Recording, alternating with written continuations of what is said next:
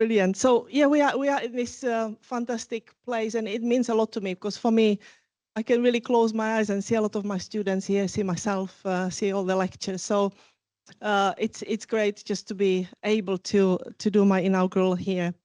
I've chosen this title just to walk you through that stuff, my journey through human-centered design. And I will be throughout the, no, the clicker doesn't work. It's all going very well, Sonia. Okay, there you go. So I'll be returning to this question throughout the whole of the lecture about what really matters in education. And I'll sort of try to explain my journey through human-centered design as I encountered it and applied it in various settings. So first of all, I thought it would be really useful maybe to try and give you a little bit of a definition about what this thing is and imagine it. So you have a lot of things in front of you, because I think sometimes it's very difficult to understand what does it look like? What is this thing called human-centered design? And I just thought that this is probably the easiest way for me to explain it. It's an approach to change and improvement. So I've always been driven by change and improvement that focuses on empathy. So it really draws on the stuff people's needs, understanding what people need, their context. And it tries to provide solutions that are holistic and integrated. So I'll probably start with giving you a little challenge so that you can imagine even more what this thing called human-centered design is. So this is the challenge that we had, Martin and me. Martin, hello. So we had this challenge together. The students are not engaging with our career services. So this happened to us, and we had 50 students in our cohort. And they had a fantastic dedicated career support. We were doing absolutely everything, one-to-one sessions, but they were just not turning up. And we were thinking what to do. So we started bringing chocolates or moving sessions to the evenings. We did all sorts of crazy things, and they were still not turning up. So we thought, well, instead of assuming and imagining what they would like to do, how they would like to engage with the career support, we thought it may be useful to try and figure out who our students are in the first place and what they actually need. So what we did is we got them together and we asked them, who are you guys? What are your needs? Where are you from? And we started figuring out that our students are not a homogeneous group. It's not just the postgrads on this program. They all come from different backgrounds, different needs, different cultures, different aspirations. And actually many of them didn't have that drive for the word career, and they were a bit daunted by it. And so we started understanding what's really going on in their lives, how they really relate to this career support during their studies. We also asked them to map their journeys throughout their learning. So we were interested not just what's happening on the program, but what's happening in their lives, how they are engaging with Lancaster as a campus, with the city. What is it like for them to be here, very, very far away from home for many of them? And as they were mapping their journeys, we looked at sort of their peaks and troughs and what was really happening for them. And we were able to drill down into stuff. What are the challenges? What are the issues? And this is what human-centered design does. It helps you ask the right questions without judgment, most importantly. It helps you really look and have that sort of peak view and breaking down the assumptions and the silos that we usually have in big organizations like higher educations. It opens us to hear and become a responsible listener in a way, a responsible hearer even, again, without that sort of judgment. And this was a massive eye-opener, wasn't it, Martin, for us? So for us, it really helped us completely reframe the career service support on the program. We developed a professional development program that was much more integrated. It was much more stuff long-term. It gave them much more sense-making about why they are here. And it was transformational. And we didn't even have to bring any chocolates anymore. So it sort of solved our problem. So this was our some first experiments with human-centered design applied to education, taking the mindset, the approach, the tools of working with the students, not about them, and working together to try and figure out what's best for all of us, not just for them, but ultimately it made our life so much easier, and we were just so much happier in our profession. So in the next hour, I will just walk you through where this sort of connection to human centricity comes from for me, and I'll outline how I sort of maybe walk through it through my academic career. And I have few guests who will join me here as well, just to reflect on what it has been like for them to work with me. So let's see how that's going to pan out. So I'm going to just begin about something quite personal and thinking about how this all sort of panned out for me. As Claire pointed out, I got my chair in 2023 together when I founded the Syme Center. So it's almost 2 decades since my PhD studies, so almost 20 years after I finished my PhD. And during my PhD studies, I did quite a lot of travel around the world, trying to really, somehow unleash my curiosity and understand what's going on, how I can learn about different disciplines. And as I was engaging in all these different studies in Spain, Ireland, I was always the international student who was starting again in a new culture, in a new context, in a new system.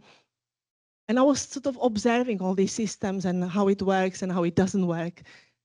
Sometimes feeling quite frustrated, sometimes even scared and anxious because I was on a very tight budget. I remember when I first arrived at Salford with a £5 per week, and then thinking about, how will I make the living in this new place? How do I understand how to apply for jobs, what to do? So these sort of beginnings, forever beginning as somebody new in these new cultures, they just opened my mind about how important the human aspect is in education. And there are some really key principles for me that are very important, and I bring them from my home country. So for me, what's been quite core in all my endeavors has been that sort of connection to humanism. I declare myself as a humanist.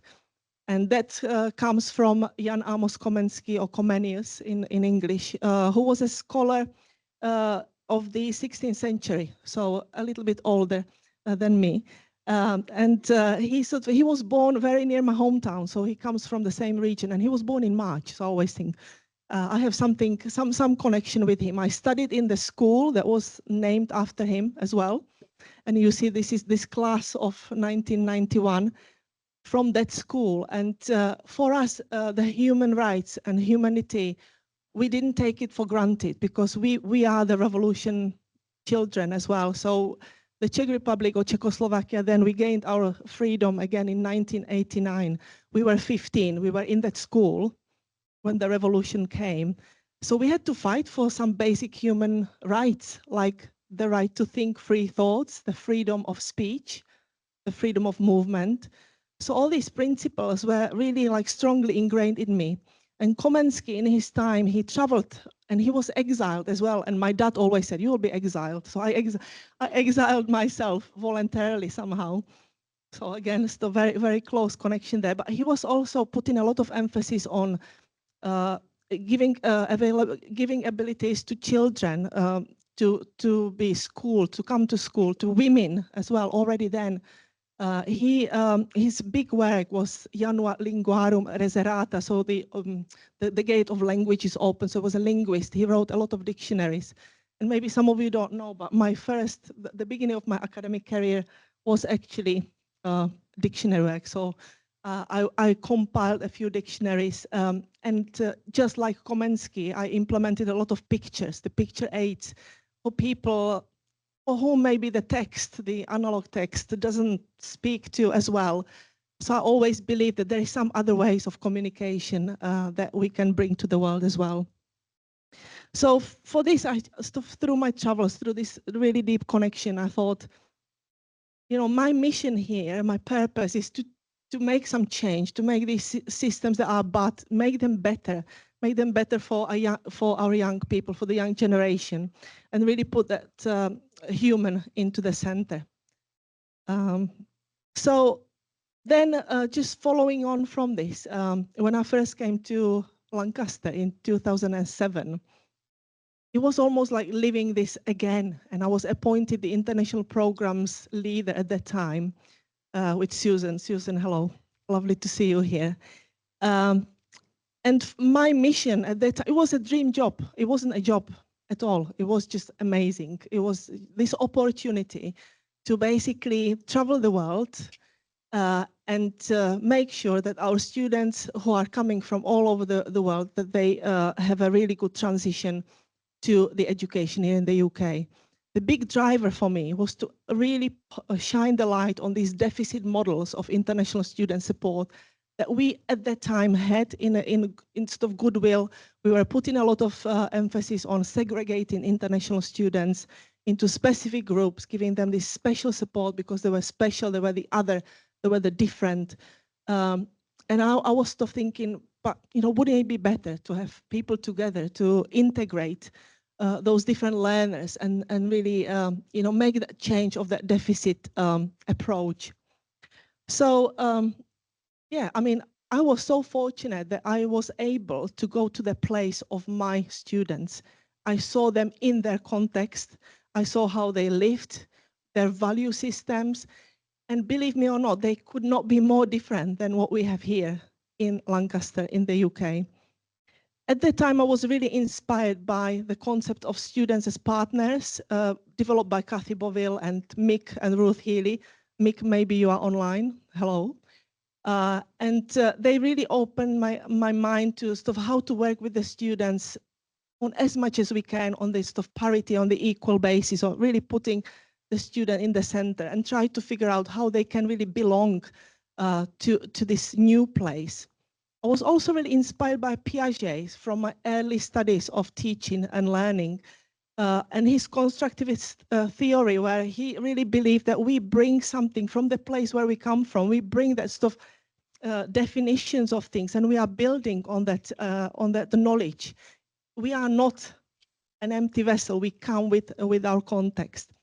So all these sort of learnings from being immersed in the environment really helped me to pull the finger out and really address these deficit models. And it was quite a brave thing, but I was supported by somebody who has become my lifelong mentor. And without Ellie, where are you, Ellie? Without my fantastic mentor, Professor Ellie Hamilton, I wouldn't have been able to do this. Because Ellie believed me, and she gave me the green light to do some amazing and innovative things. And I would like to welcome Ellie to join me here and just reflect on our journey together. Isn't this lovely? Thank you, Radka. I'm honoured to be asked to be here. And isn't this a lovely opportunity for us all to celebrate, appreciate and acknowledge the wonderful work of and which is quite, so I see my task really as we've been hearing the inspiration of Radka, which is marvellous, but I would like also to tell you about some of the impact and impression that she's made beyond her own experience and experience for students, but to management education in this institution, in other institutions across the world. And I think we should hear a bit about that influence. It is incredible. But first of all, I'd like to share my experience about when I first worked with Radka. As we've heard, 2000, she joined the management school in the undergraduate office, international leadership group, and the office was just down there. It was a busy hub, the undergraduate, just down the corridor there. And in 2009, I was appointed Associate Dean for undergraduates. So I was tasked with all things undergraduate. And so I thought, well, the first thing is I will meet this lively and dedicated team and hear from them. I met with Radka, and my first meeting, she told me, with great good humour, but also, as many of you will appreciate, with considerable bluntness, about what was working and was not working. And she said that we could and should do better, our international students. And she had a lot of really great ideas. So I said, right, go away, write me a plan, which you did with Jill Burgess and others. So working with others as she does, came up with a plan, and that really sort of revolutionized, I think, the approach to more broadly to student-centered support, more bespoke support, and embedded that really across the school. So that was the start of our friendship and working together over many years of speaking frankly and then working in the team to come up with effective innovation. So that was my first experience of Radka. And I hope that illustrates really that question that Radka put up in the first instance about what really matters in education.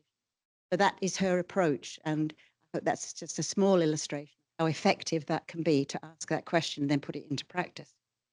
We've been hearing about Radka's scholarship and being consistently informed and underpinning her teaching and engagement. But she has a great track record in securing funding to do so. An important part of our world now. So Radka's quite the entrepreneur as well. She'll go out and find the resources she needs to make things happen. And I mean, one of these, just for example, there was an initiative in improving student experience with service design in collaboration with the Lancaster Institute of Contemporary Arts and the Digital Education Unit. Again, typical Radka, working across the university in other departments and other faculties. And this resulted in the Inclusive Program Review. Again, very Radka. A degree program review incorporating students, partners and co-creators in an iterative improvement, coming very much from all the ideas that you've been presenting to us, putting them into management education very effectively across the whole institute. She's also, Radka is a great connector of people. She brings people together from different, you know, from all of us here in this room are from different parts of the university, of different aspects of Radka's world. And one of the things that she became involved in developing was the service design in education. And that has influenced a lot of policy in national and international program design. And it's that influence that goes way beyond our own institute. Again, the European Foundation of Management Education, the EFMD, very familiar to all of us in management education, globally recognized, responsible for accreditation. It's a very prestigious management schools across the world strive to. Radka's worked with the EFMD. She was appointed to the steering committee for Global Masters Education Development, led in a global CPD program in internationalization strategies, which engaged 20 institutions from Europe, Africa, and North America. In recognition for leading the digital transformation of the practice sharing framework, he received an award from the president of EFMD Global, and I quote, "For your outstanding commitment and contribution to driving excellence in management education globally." We've been hearing a bit about Radka's work in the MSc in management. I mean, it was outstanding. This was not the easiest program to take on board, seen as sometimes a bit of a problem child to be running, but Radka took all of that in her stride and led a 4-year program review leading to significant curriculum. Very effective, innovating in our practices of teaching and learning. The digitalization strategy program was recognized as best practice, and you were nominated for a national.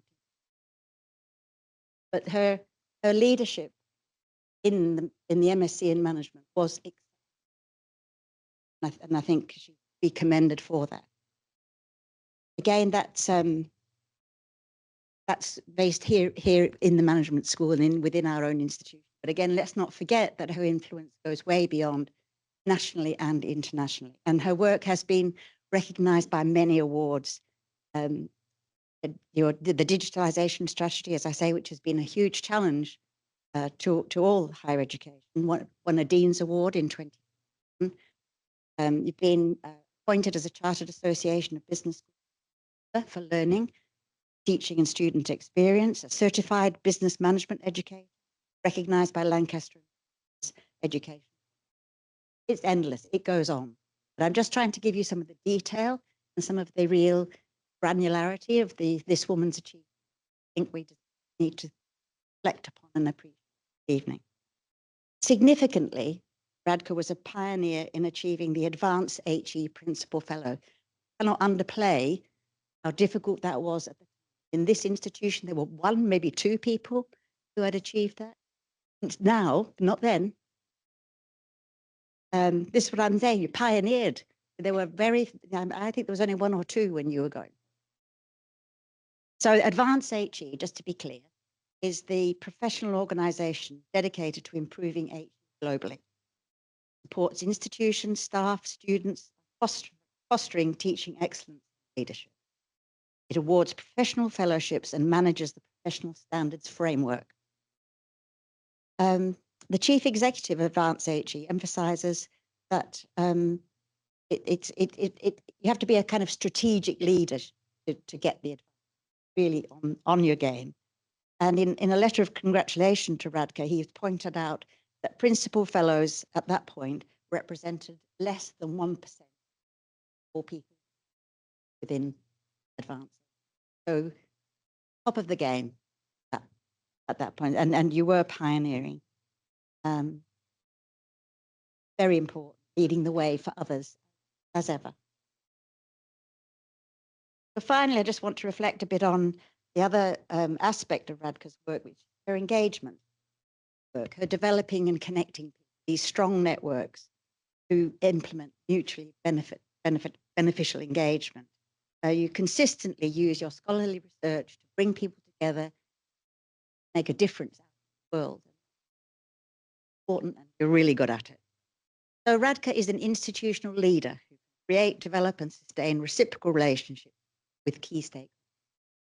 We see that in her scholarship, her teaching, and her engagement, Radka provides exceptional leadership, impact to the school, university, and beyond.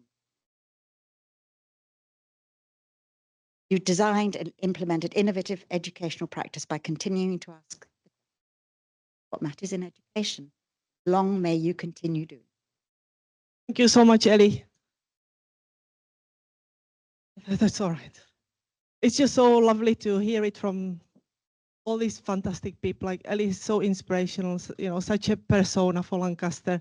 And yeah, I really didn't want to talk about myself, so it's just fantastic to delegate it to others. So thank you so much, Ellie. And thank you for mentioning the engagement as well. And actually, you know, at the time when I was sort of pondering about the student experience, I was assigned a project in Sellafield in our nuclear power plant. And you think, how does this relate to what you are doing?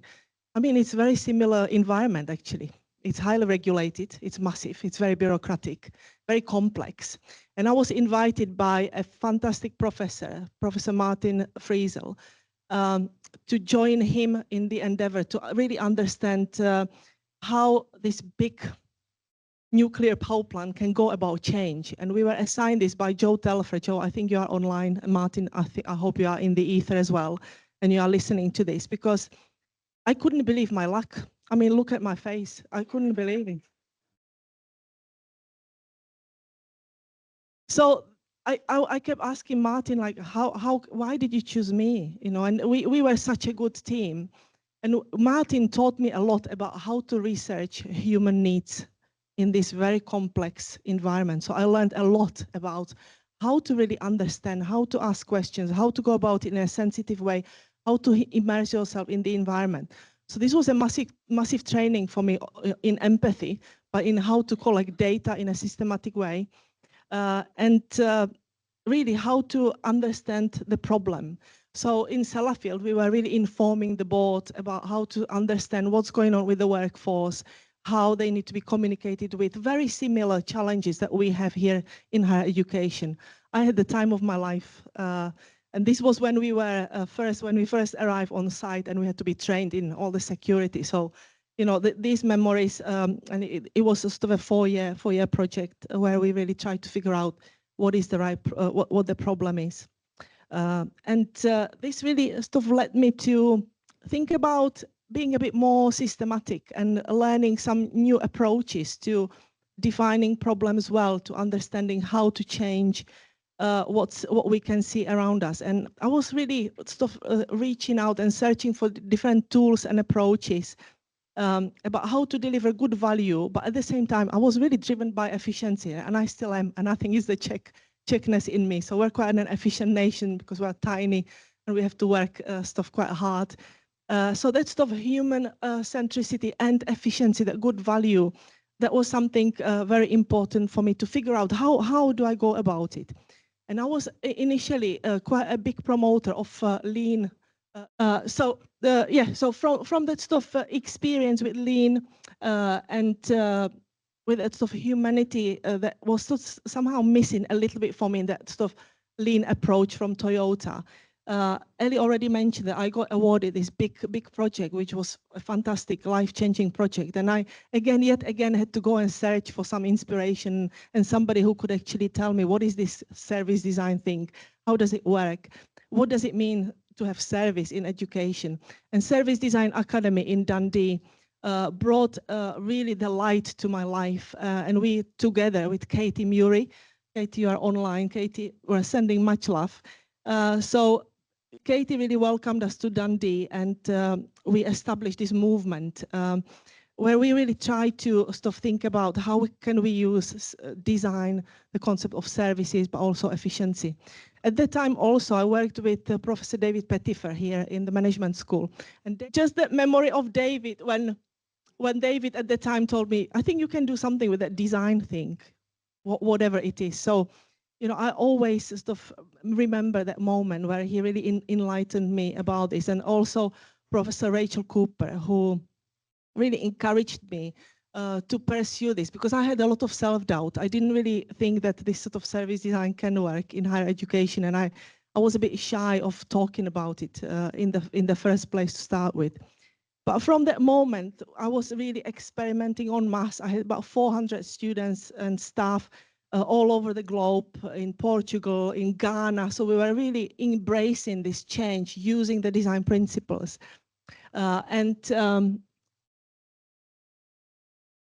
This became my mantra in a way. Bring me problems and look at what really matters to people. So the implicit needs became really important consideration. Don't just listen to what people say. Go with them, be with them, see how the students exist in their natural environment. So these dreams and hopes, recognition of emotions as data, which was quite transformational for us. So these concepts are probably the key for us that we really live by. And we were very much supported in this endeavor by Victoria and Albert Design Museum in Dundee. And I, again, couldn't believe that I was in V&A in Dundee, running these sessions for educators, for families, for people, just to ask them what matters in education? What do you want from education? How do you want to relate to education? And V&A said, yes, Radka, come, let's do this. And we ran these sessions that we called design jams. So we were jamming, which means bringing all sorts of people together with provocations, with mentorship, but also look at these artifacts that we develop. So design is tangible. It's almost taking something that you can't see. It's the invisible. It's the experience of the invisible, making it tangible, helping people to express themselves in the way they would never be able to express themselves. And if you are a non-native speaker, if you studied abroad, I can see a lot of my students here, you know what it's like when this is not your language and you simply sometimes can't say it, but maybe you can draw it. Maybe you can do something else to express and develop that boundary object that you have in front of you to cross that boundary with your tutor or with somebody else from that different culture. So this was a fantastic sandpit for us. We had over 100 educators coming through that we did online, in person. This was just so transformational. But it was hard. I mean, a lot of people really challenged us on this concept of service. They challenged us mainly and challenged me on the concept of marketization of higher education, on me promoting transactional services for financial rewards. And it was really hard to somehow demystify this and address these frustrations. But the students who went through all these programs with us, they were so much happier. Their lived experience was finally recognized. a lot of my students were saying to me, finally, we feel like we are human beings. You are treating us like humans, not just like students. So I believe there was something in it. I wasn't going to give up. And most importantly, I had some fantastic people who were with me, behind me. And again, I'm going to welcome these two superstars here. So Jean and Michael, round applause, please.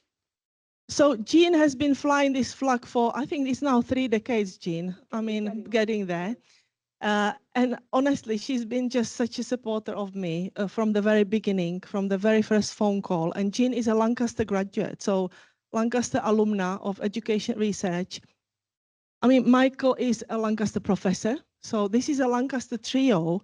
And we got together a fantastic publication with over 35 authors from all over the globe, just to show that this thing isn't a myth, it's not an imagination, it really works. So thank you guys for being here with me, and let's hear it. Well, we are being called superhumans. Well, lovely to see everybody here this afternoon. What Radka brings to any occasion, alongside her fierce intelligence and commitment to hard work, is her infectious love of fun and a great sense of humour. For example, she's always full of surprises. In 2018, at the Lean in HE conference in Norway, we'd been invited to take part in a panel debate on what service design could bring to higher education versus lean methodologies. Just before we got on the stage, Radka produced 2 Superwoman capes and said, "We must wear these." And we did, much to the amusement of everyone. And I think we won a few people around that day, didn't we, Radka? So once the service design and education community was up and running, and we'd organised 2 successful education service jams and other networking activities, we were on a group call when Radka said, "What next? How about a book?" There was very little literature out there at the time to spread the word about how we can help students navigate their way through their university experience. So we reached out to the people who we knew were already making a difference in their own institutions and asked them to tell us their stories and contribute chapters. And after 2 fairly hard years, the book appeared, Transforming Higher Education with Human-Centered Design, published by Routledge in September 2024. With Radka as chief editor, Michael and I came on board as editors and contributors to produce the unique anthology, a playbook of rich examples where academics, professional services staff like myself, and other staff could showcase how they were facilitating sustainable change within their institution using human-centered design principles. The book has gone on to sell many hundreds of copies and is still selling, and with citations still coming in from around the world. So hats off to Radka, without whose drive and ambition this book would never have seen the light of day. And she continues to champion human-centered approaches, bringing the person to the front and center of the design and redesign of the student journey, both inside and outside the classroom. Many congratulations to you, Professor Radka Newton, on this very well-deserved recognition. Thanks so much, Jean. Thanks, Radka. And as you know, higher education is absolutely full of smart, talented people who followed paths to great heights and great eminence. And I'm here to say that Radka is not one of those people. Radka is not one of those people because she's never followed a path in her entire life. She just wasn't made to walk down the well-trodden paths. Radka came into higher education to carve out new ways of doing things. And in Radka's hands, something as warm and fuzzy as human-centered design becomes something like a machete to hack through the impenetrable thickets of bureaucracy and inertia, to open up new ways, new vistas, new possibilities for educators and students. And there's no one, literally no one, who's had a career in higher education like Radka. Radka wondered whether any of her guests would reflect on what it's like to work with her. Well, I had got a phrase written down here, and I'm sure people in the room and people online will recognize it. But working with Radka on a project is like strapping yourself to a rocket. And you don't know exactly where you're going to end up. That's okay, because as any good design thinker knows, you don't set off with the exact destination in mind. But you know you're going to have to hold on to keep up with her pace and her energy. And you know that the journey will be thrilling. And one of Radka's goals in her work is to make these human-centered and creative ways of working just ordinary, just the new norm. So that we don't have to be an extraordinary human being or have the capacity for enormous empathy or to be possessed of a restless creative energy to be able to design and deliver the right kinds of support for our students and our colleagues. But how lucky we've all been that the person who has opened up these possibilities for us possesses these characteristics in such abundance. So Radka, Professor Newton, thank you. Just keep on carving out these new ways of working, and we'll just try our best to keep up with you. All the best. Thank you so much. And let's remember Rachel, who also gave us her commendation. And this was our last photo with her in 2024. But Rachel really acknowledged our book, and without her, we wouldn't have. I wouldn't have had the courage to write it.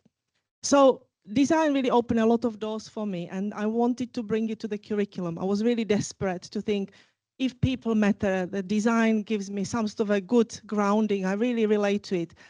What about bringing it to the curriculum, but not in about the design? What about how do we relate to our place and maybe use design as a bit of a vehicle of learning in the city, in our region? And bringing that sort of design capability to the classroom, which is something quite unusual for management education, because we're quite analytical, quite precise. And our students were sort of lacking this bit of creativity, this understanding of different type of data, for example. So I again reached out to our colleagues in the art and design school. And again, here in this very room with David Pettifer, we started experimenting on the MBA program. And again, this is really in loving memory of David, because he gave me, again, so much empowerment just to go and try it. These were weird things like Lego. Like, you know, the MBA students are looking at you saying, I haven't paid all this money to play here with Lego. Like, what's going on here, Newton? So I said, come on, guys. You know, so we started really engaging Yuja here, our PhD student, who is now also in Dundee, helped me figure out how to bring that design concept into business education and how to connect it to place. How can we change places through design? And it wouldn't be for my fantastic colleague, Dani Suetanto. Dani is now in Australia, maybe still online, if not too late for you, Dani. But Dani also gave me an opportunity to bring this innovation class out to the city. And I have Ian here, and Ian, your place became our classroom. Ian welcomed us in his cafe, and we started learning in the place, not here. We were here every now and then, but we started going out to the city, to the community with the students, to really being immersed in what's going on around us and breaking the barrier between the town and gown. That was really my mission, to break this down and learn everybody together. And the students, you know, started creating, started really engaging with the place. We took them to Loonside Studios, and I have two members here, guys. Thank you for hosting us in the studios as well. Business and management students in an art studio. So, you know, things that were unprecedented, and we were, again, sort of learning in town. And this was the paradigm, really. This is the paradigm of the learning. We didn't have guest speakers. This is all one level. So the stakeholders from the city come to our classrooms as us, as the learners. And this is what my students once told me. We are all the same, you know, we're just students. We love learning with real people. And the stakeholders who come from the council, the local business community, they love learning from the students. This is not about the students needing always that sort of superior knowledge from the guest. It's about for all of us sharing together. So this quite egalitarian approach to education, very much anchored in design, in good design. And at the time, we set up the Good Place Educator scheme, which was really about bringing the communities together and learning and changing the region, inputting into the regenerative aspects and ideas of the region. Students started noticing some things that they never noticed before. They started noticing the paradox of history, of beauty, and efficiency and service and business. They were noticing what's going on around them, what Lancaster is about. They noticed people that they would not notice before. They started noticing disabilities, accessibility challenges in town. They were noticing families, people with children, how they engage with the city. This is not something you can show to your students in the classroom. They went to see it, and they started really opening their eyes to a different way of learning. And they started creating some crazy stuff and involving me in all this endeavor. And we had a lot of fun. So much fun that some of the students decided to stay here and set up their businesses. We have one of them here. Hugo, where are you? Give me a wave. Here. So make sure you meet Hugo after the lecture. So he's just only settled here in Lancaster, contributing, bringing his business into the community. And Farshad, he said to me once that he will never look at the entrepreneurial opportunities in the same way. For him, he said, the place, I've never had the empathy for place. I never understood what place means. So bringing this sort of, different aspect of design was very important to me. We did about 15 episodes acknowledging place, but the last episode was so dear to me, where these two students interviewed me about what place really means to me. And again, Likna, one of our students, she did stay in the UK for 2 years, made her life in Lancaster from India.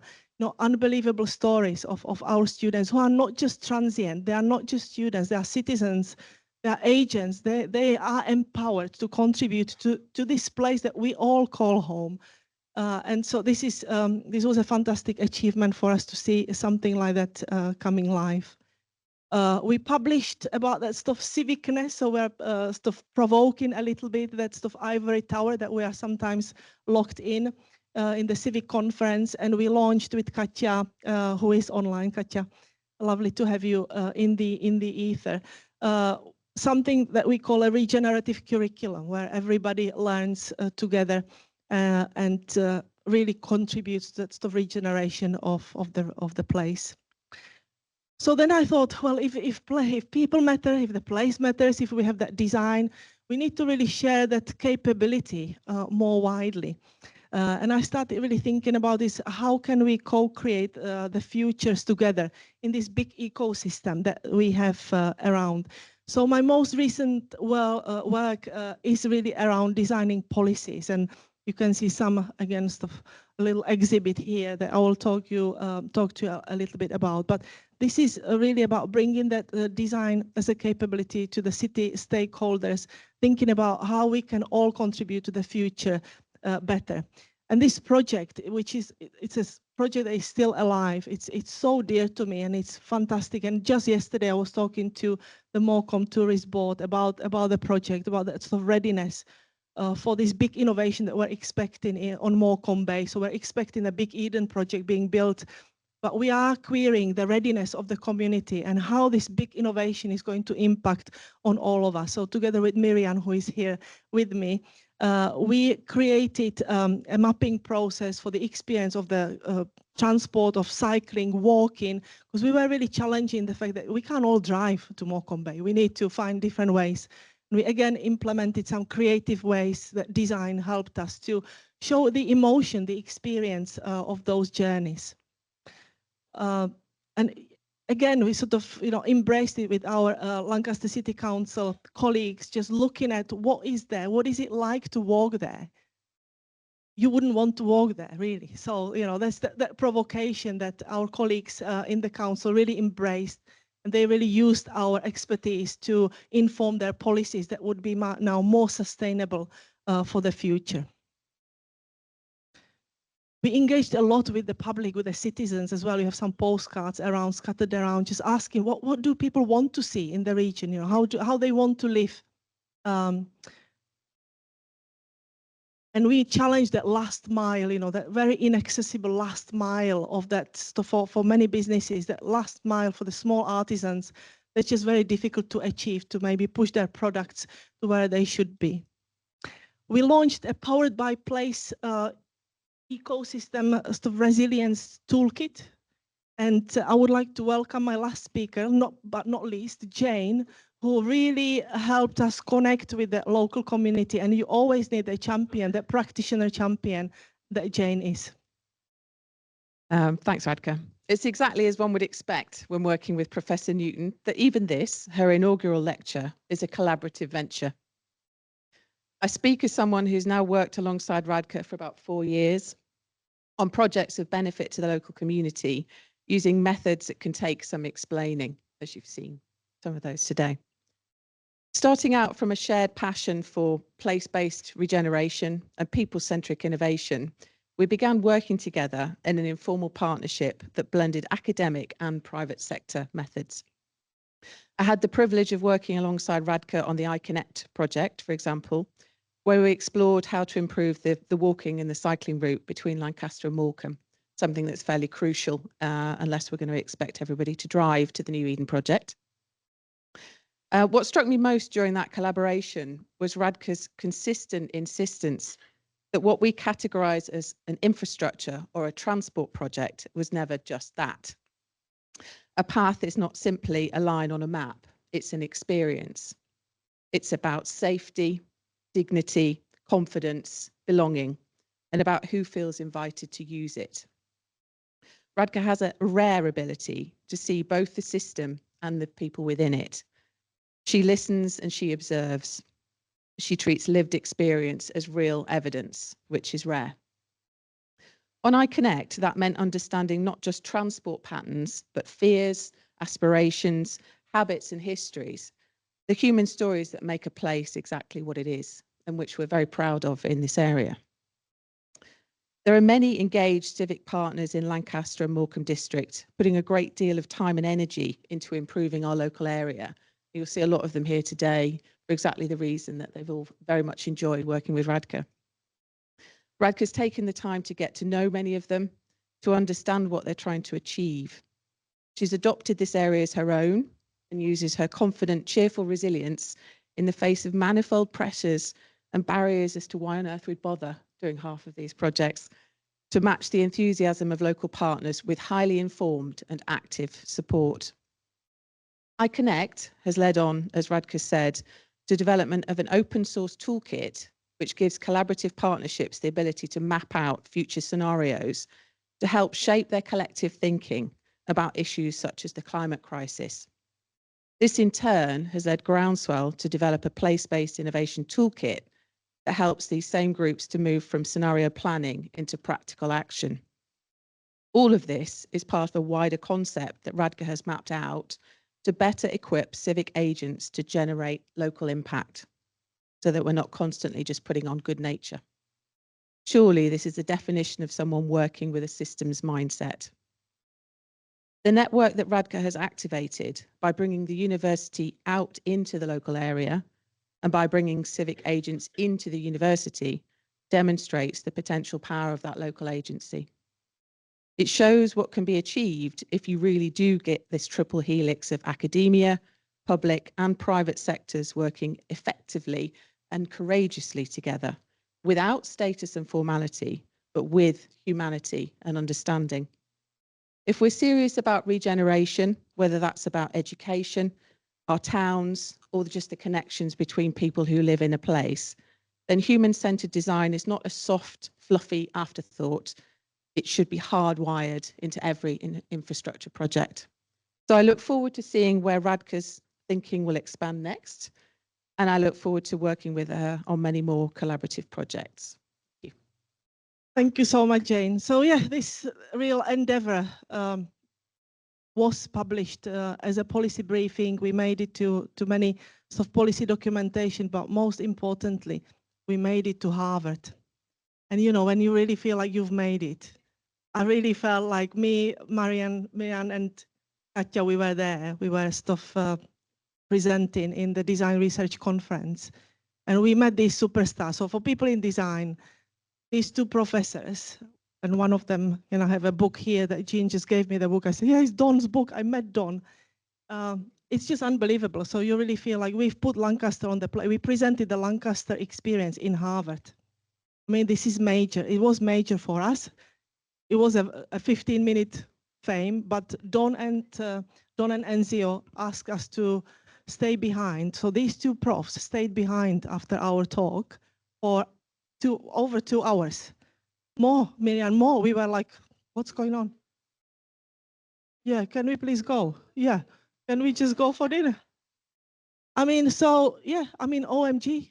So, you know, this was Ezio Mancini, the famous prof. And I wish I had something clever to say. To which Miriam pointed out, never mind that. I mean, check who stood next to me, Don Norman. I mean, Google Don. But Don, as you can see, Don was saying, well, blimey. He really wanted to go for the dinner in the end. Yeah. So we found ourselves in a taxi with these two profs. I couldn't believe, you know, I was secretly selfing myself with these guys, but this is something that you aspire for, and then you really meet your heroes. So this was fantastic. So we are strapped to the rocket, Michael. So why all this matters? And I've been really thinking, so this is really that stuff, the ecosystem impact. And the more I was thinking about it, the more it was bringing me back to where I come from, the region I am from, and an entrepreneur that is very important for the Czech community and for the global community as well. Mr. Tomáš Baťa, who will be celebrating 150 years of his birth next month, actually. Baťa was an entrepreneur in the early 20th century in a small town called Zlín. And this skyscraper that he built, he was a shoemaker. This was the third tallest building in those days in Europe. Nothing insignificant. So he came and with his tenacity, he created an ecosystem. In early 20th century, he didn't just build a shoe factory. He built education, hospitals, the whole infrastructure, well before we were thinking about ecosystems or named it. He did it, he achieved it. He didn't call his people in the factory employees, he called them co-workers. He wanted everybody to be entrepreneurial. He educated women as well as young men. So for me, this touha tvořit, which is desire to create, something that he really ingrained, and the balance between the human centricity and efficiency definitely comes, for me, from the work of Tomáš Baťa. And I was really fortunate. About a month ago, I returned back to my home place, and I managed to sit in his office, So I thought, what is it like to be Tomáš? Because this is just so inspirational for me. And he created a lot of stuff very clever insights for us that we are still reading up till now. But one thing he wanted to ingrain in people, he said, learn to ask questions. You know, learn to ask good questions without assumptions. So, I mean, he was the first human-centered designer to you know, what I can see, how he really thought about how people sleep. He was working with the people on the ground. Even in that skyscraper, he had his office that was an elevator. It's still there. You can go up and down. He was always with people, always surrounding himself, always creating new ideas. Of course, the Second World War and the Nazis took over his factory that was used then for the army, and then communist regime decimated that sort of private entrepreneurial endeavor. Baťa ended up in Toronto, in Canada. But there are many students from India who would know the Baťa legacy as well, all globally. He used to travel and just observe. He would send people to Africa, and then he sent 2 apprentices to Africa. One came back and said, oh, Mr. Baťa, no business for us. They just walk barefoot. There is no business for us. The second apprentice came back and said, Mr. Baťa, this is amazing. They are all barefoot. They all need our shoes. So you can see these 2 perspectives, how he was constantly learning. So for me, being able to return there, seeing now the revival, of course, from the 90s, the revival of the Baťa University, the stuff, you know, the heritage that we have there. And then just thinking about how important for us is to think about the ecosystem mindset. Can we do something like Baťa achieved already in early 20th century? Can we do something together? But it is really in our gift to do it. So I'll leave you with this inspiration that is really for me very, very dear. So from Komensky to Bacha, thank you for giving me this opportunity to just walk you through my forming of who I am. I mean, being a professor is a really important mission for me. You know, for me, it really means giving forward and continue to give and support young people who come through the doors of my office. And I'm just so happy to see so many students who are here with me today, and my alumni who are online. So it's really been fantastic. But finally, and I had to write it down because I thought I may get a little bit emotional, because there is always somebody invisible. I think Steve has become now invisible as well. He's probably already opening the bottles, but there is always somebody behind these personas. So you see stuff me as a professor, you know, full of ideas, full of energy, full of confidence and enthusiasm, but this comes at a cost. And it has come at a cost a lot to my family, to my dear, everybody around me, and mainly to Steve, where, you know, weekends don't exist sometimes, that stuff, just one more idea, those tears, frustrations, he's heard it all. And he's a real human design practitioner. He actually knows much more about this than me, and he also brought the Cremon. So you will be able to ask him. Here he is. Thank you, Radka. I'm Maria Piacentini, and I'm the Associate Dean for Research. And I've known Radka the whole time she's been here, but it's wonderful to hear you tell your story. And also from a research point of view, Radka has been instrumental in leading research into scholarship in LUMS, which is so important to us, because in this management school, our strength is our teaching and our research. And Radka really embodies that and has spread that enthusiasm amongst our colleagues. So it's really, thank you for everything you've done with the centre and for everything you've done today.